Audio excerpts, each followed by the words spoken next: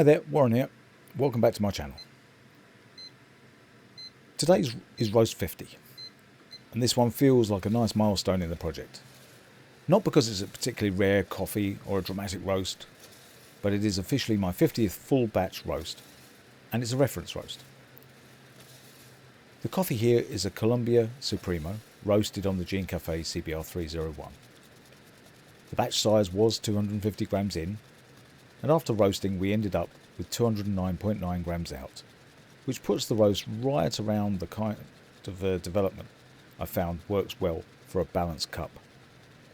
Nothing extreme, just a comfortable medium roast, and that's really the goal here. For this roast, I didn't rely on first crack as the main signal. In fact, first crack wasn't clearly detected at all during this roast. That's something I've noticed can happen occasionally on the Gene Café. With the drum rotating, airflow moving through the machine, and the general noise of the roaster, crack can sometimes be surprisingly subtle.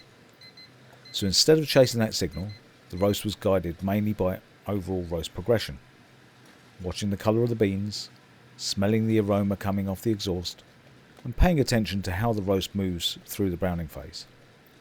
In other words, same cues roasters have relied on long before any digital logging existed. The roast was stopped at 13 minutes 21 seconds, and that timing felt right for how the roast was behaving. One of the interesting things I've been noticing over many roasts on this machine is that when you start from a cold drum at roughly room temperature, the roast tends to settle into fairly repeatable timing ranges. Not exactly the same every time, but close enough that you begin to recognise the rhythm of the machine. So when a roast lands somewhere around 13 minutes and a bit, it often produces the kind of development that sits comfortably in the middle. Not too light, not too dark. And that's exactly what happened here. That's why I'm calling this roast a reference roast. Not a perfect roast, not an optimal roast, just a roast that behaved exactly as expected. And those are incredibly valuable.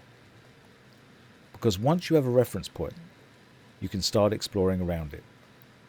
Pushing slightly shorter, slightly longer, slightly lighter or slightly darker, and actually understand how those changes affect the final cup.